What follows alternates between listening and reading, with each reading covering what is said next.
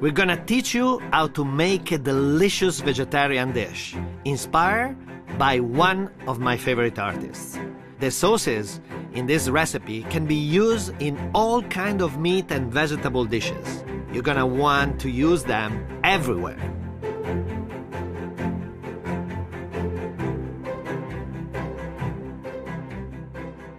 I'm back. Actually, we are back, right? Today, we're gonna show you how to make a vegetarian dish. It's gonna be called beautiful, spin-painted, psychedelic beet, not flame grill. We're gonna present it in an aesthetic way as Damien Hirst, one of my favorite artists, is using color in the spin painting. And we're gonna give the perception of your palate of eating grilled red beet. Actually, the red beet is not grilled, and but it's just lightly smoked and cooked roasted in the oven. So first of all, we have to cook the beet. We have to prepare the beet. We're gonna use like two foil like this. We're gonna put the beet in the middle, and we're gonna put salt in there. A little bit of extra virgin olive oil.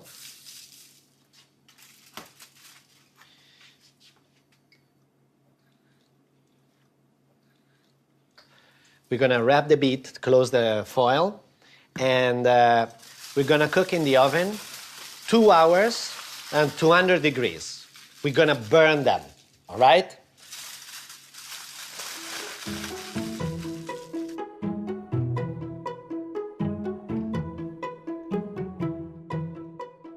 First of all, we need to roast the red pepper for 40 minutes at 180 degrees.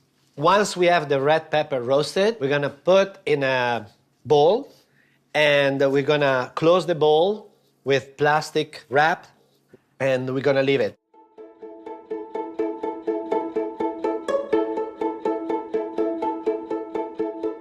At that point, we're gonna open the bowl, and we're gonna start peeling, and the skin is gonna come out very, very easily, you know, like that.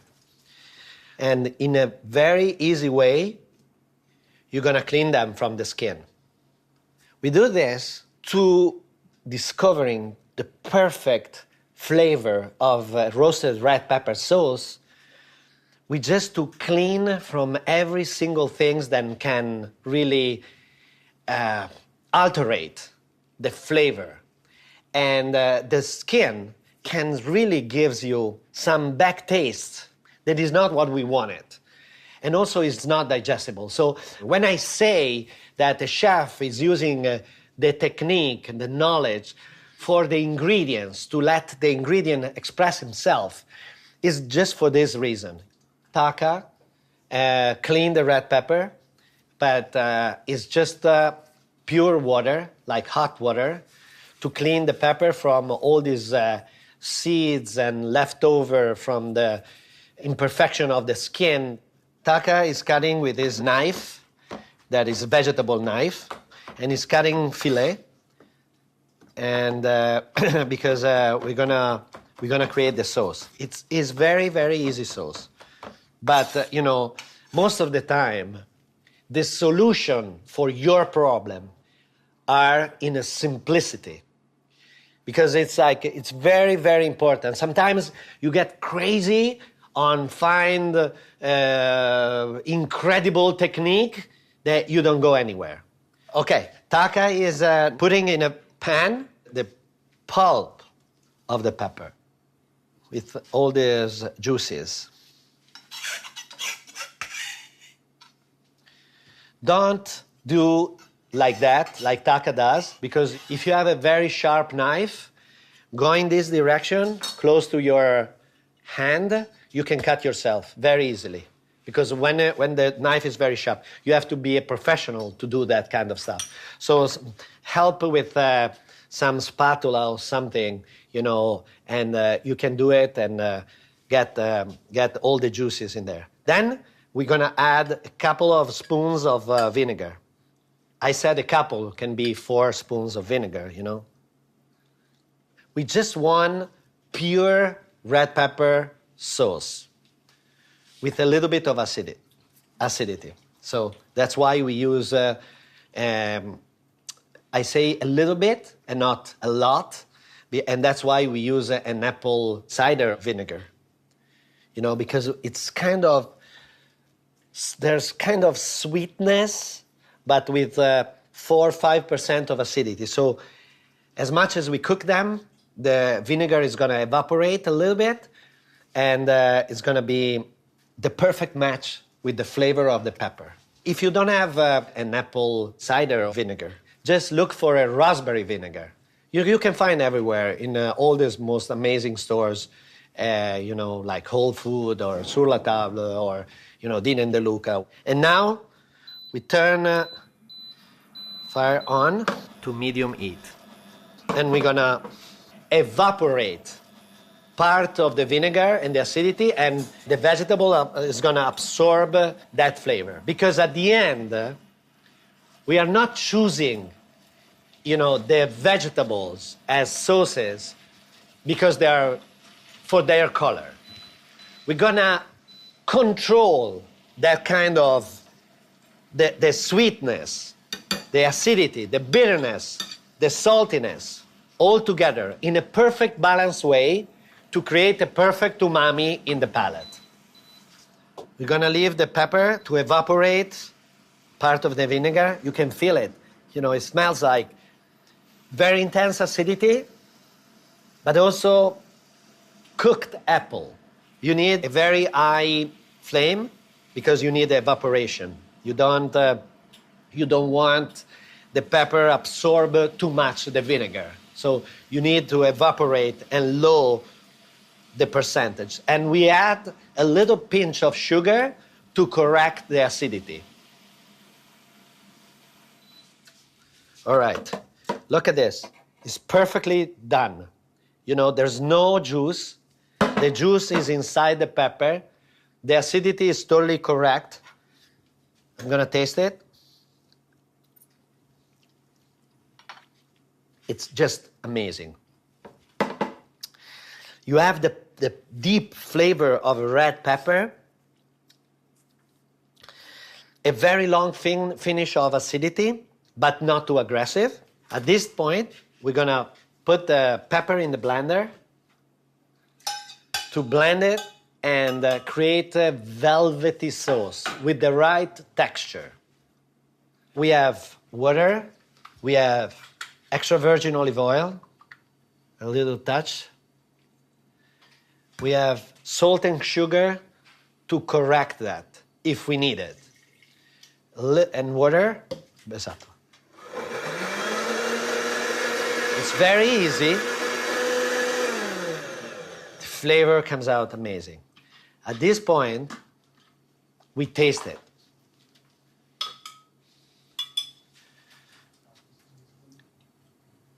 How do you feel?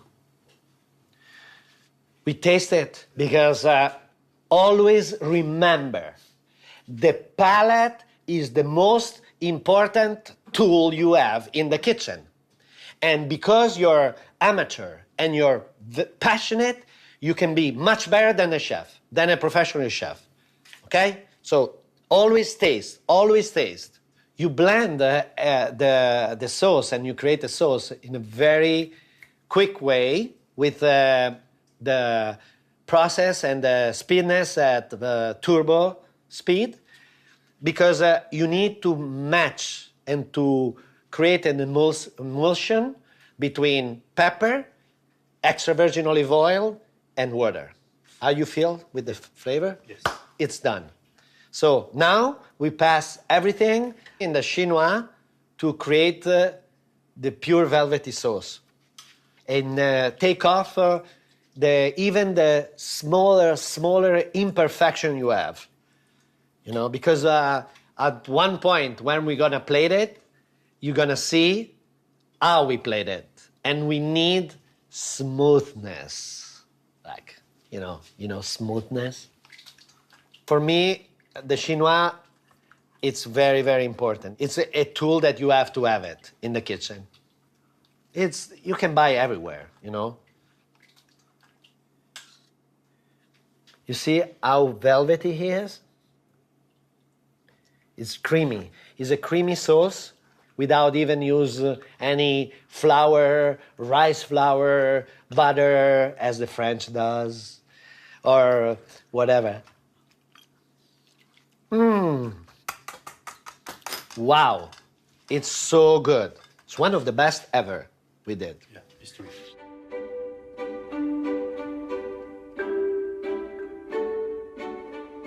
We're going to move to the second sauce that is going to be the perception of roasted potato. Could you feel how poetry everything sound? The perception of roasted potato. That's exactly what it is. Cooking is an act of love. Cooking is poetry. It's not a job. It's not something that you have to do it. You do it if you want to do it. You do it if you love it. This is extremely important. Okay, first step. Put the water on. It's almost ready to boil. It's boiling. Dip the potato. Potato is one of my favorite ingredients because it's very humble. But the potato is ready to express itself. It's so good and so intense. The potato saved generation. Think about the potato during the Second World War. Think about the potato eater of Van Gogh. Potato has always been there. And finally, in Europe, we understood the value of the potato, and it became part of our culture every day. These potatoes that we have chosen are from our Apennines, south of Modena, where my mom is from. It's called Montese. I'm not sure you can get the Montese potato in North America, but you can use the russet potato that are like classics on your market. So we add some salt because the salt is helping to fix the flavors, and we let them boil for, let's say, 20-25 minutes. Some people say to be sure the potato are ready, you have to go with your fork. But I think if you break into the heart of the potato, the water goes in, and you lose the micro flavor that each great ingredient has. So you just go with the fork, and if you feel is kind of soft, getting soft, is ready. Because we're going to finish the cooking in a different way. So it's like two different processes. Taka, please take the potato off. And is it okay? Yes. Good. Perfect. In the meantime, we put in the pan milk. Whole milk is best here. If you can buy the milk from the morning. In all your amazing market, you can find beautiful milk and dairy product. So Taka is cleaning the potato from the skin very, very easily.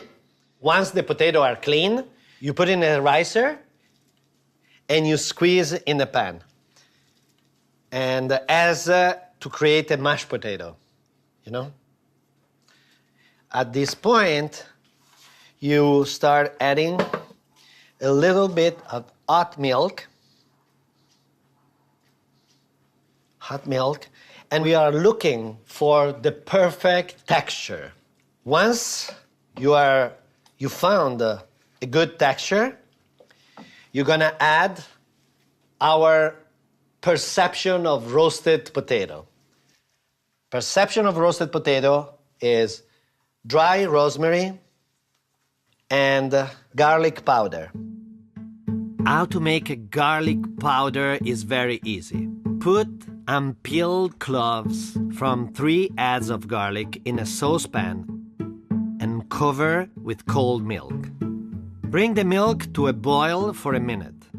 Then remove the garlic and repeat this step, blanching the garlic with fresh milk 2 more times. Next, you peel the garlic cloves and puree them in a blender. Put a silpat on a baking sheet and use a spatula to spread the puree into a very thin layer. Place the baking sheet into an oven at 60 degrees Celsius for at least 8 hours. When the puree is totally dry, remove it from the oven. Then you put it in a blender and pulverize on high to create a powder. It's delicious and much less aggressive than a store-bought garlic powder. Now, back to the potatoes. You want some extra virgin olive oil. That's it. And you mix it. Remember, never leave the pan alone. Stay always there and stir again. Next step, we're gonna put in the blender and we're gonna blend turbo speed.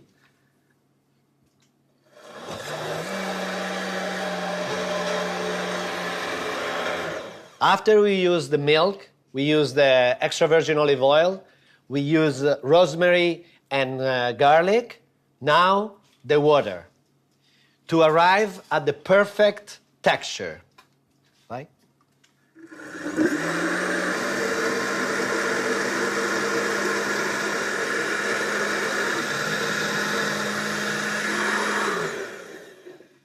Oh my God, it's so smooth, and you know, the flavor comes out, it's very, very good. Palate.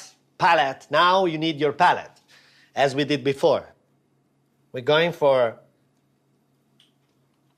roasted potato. It's very good. We need a little touch of rosemary again and salt to fix the flavor. A little pinch of salt, but little. All right. And I'm gonna add some extra virgin olive oil.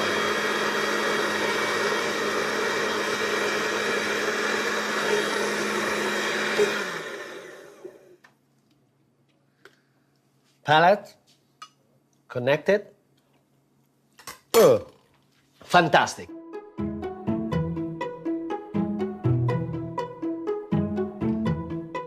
We're gonna move to the third sauce. It's a chlorophyll sauce. The chlorophyll sauce, come on. So for the chlorophyll sauce, you need boiled water with salt inside, icy water on the side, beautiful, fresh herbs from your garden. We have helichrysio that tastes like curry. You have beautiful melissa. Oh, beautiful. The back taste of lemongrass is amazing. And you have like mint. The mint is giving you freshness. You can also have basil and thyme. Use whatever you want, but not the aggressive herbs like rosemary, lavender, sage. They're much too dominant. Otherwise, you lose the balance between the things. We add a lot of parsley because parsley is extremely important in this recipe. It doesn't have any taste except freshness. So you blanch all these herbs and you put them in icy water to cool down very quick and not get oxidized. With this sauce, you can really use this sauce for many different preparations. You add a little bit of balsamic vinegar or soya or whatever you want to add. Your mind is telling you, is talking to you, and you create a vinaigrette for a roasted zucchini or some, grilled eggplants, fresh salad.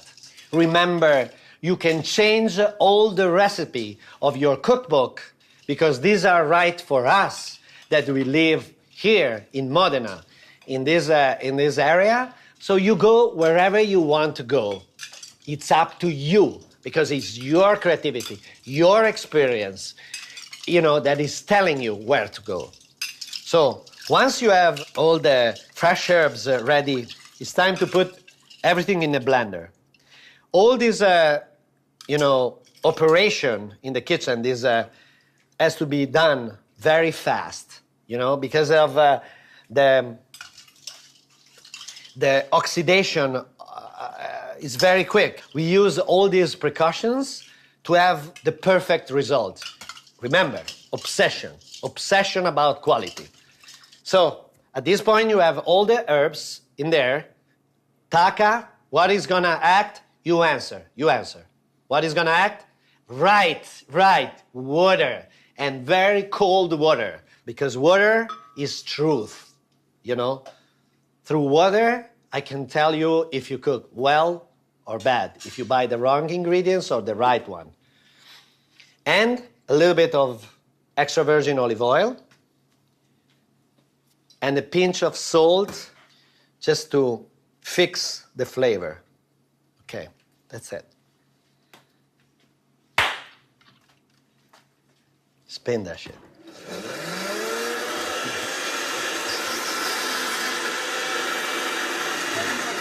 Then we're going to pass through the chinois. You see?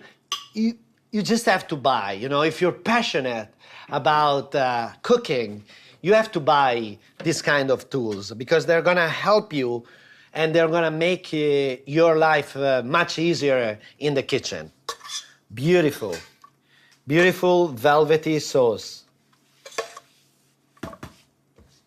Smells amazing.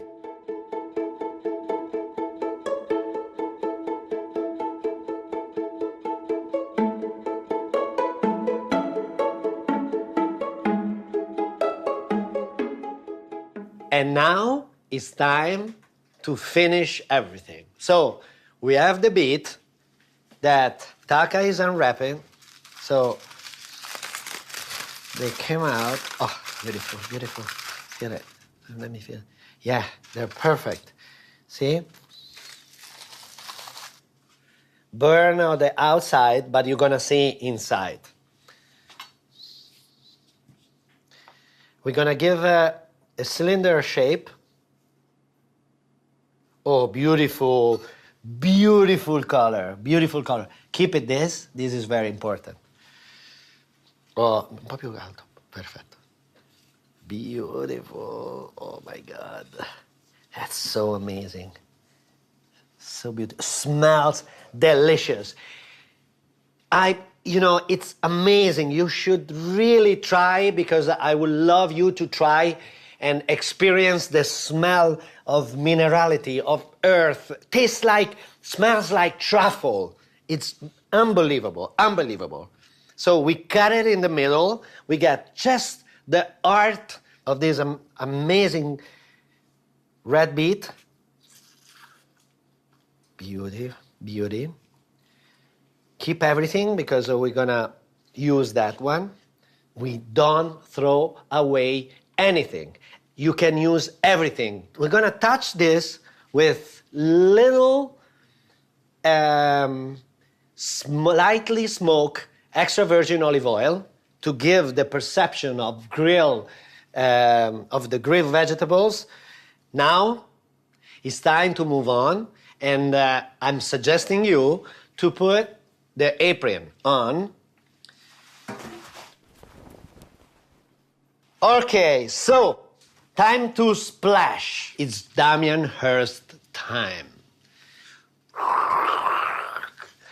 Squeeze creativity bowl. Open the Pandora vase and let's start. First, the green one. We warm all the sauces except the green herb sauce. it's extremely important to the proportion of sauces. The next step is the yellow roasted grill pepper sauce. You think it's casual. It's actually just casuality that goes here or there, but the proportion are always the same, because the proportion is what is going to give you the umami perception in your palate. The orange one is a little bit less than any other sauce because of the balsamic vinegar at the end. This is an amazing sauce. It's a roasted potato. So it's gonna balance everything, you know, so.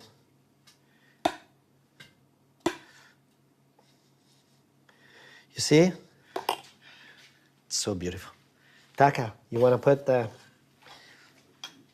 beet? Yes. A pinch of salt in like, this is like crystal, very flakes. The beet in the middle, and I was so impressed by this vinegar that I'm gonna use this to close the whole plate.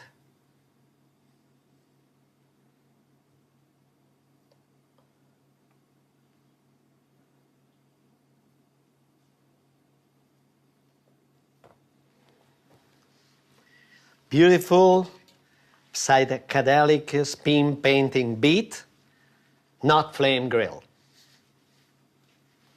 Taka, the last touch. We also usually add the flower from rosemary. But be free to choose everything you found in the market. Make sure your palate is gonna drive you in the right direction, because red or yellow pepper, potatoes, fresh herbs are matching perfectly with the red beet. So make sure that when you splash the sauces, you don't get crazy and you put too many of this or too many of that. This is the perfect umami, because it's the perfect balance between bitterness, sweetness, acidity, and saltiness. You know, it's about perfection. We need a knife. Give me the knife. All right?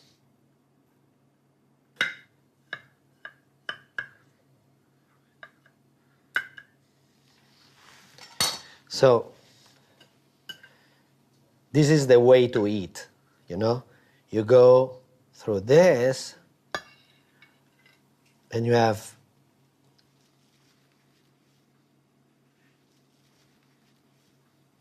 it's so good. It's unbelievable. It's like mixture. Okay. Now, come with me. Come. I want to invite you here and taste this because it's too good. Try, please, try. It's better than any other meat. It's better than any other fish, because the flavor, the earthiness that you have in the red beet, it's another planet. It's so good. It's like, imagine a truffle, like a big truffle like this, and it would be too much, because eating a big truffle like that, it would be too much. But this one is a mild way to bite a truffle. It's a dream. The dream of your palate to bite the truffle. So earthy, so intense, so long. And all the other flavor are just side flavor.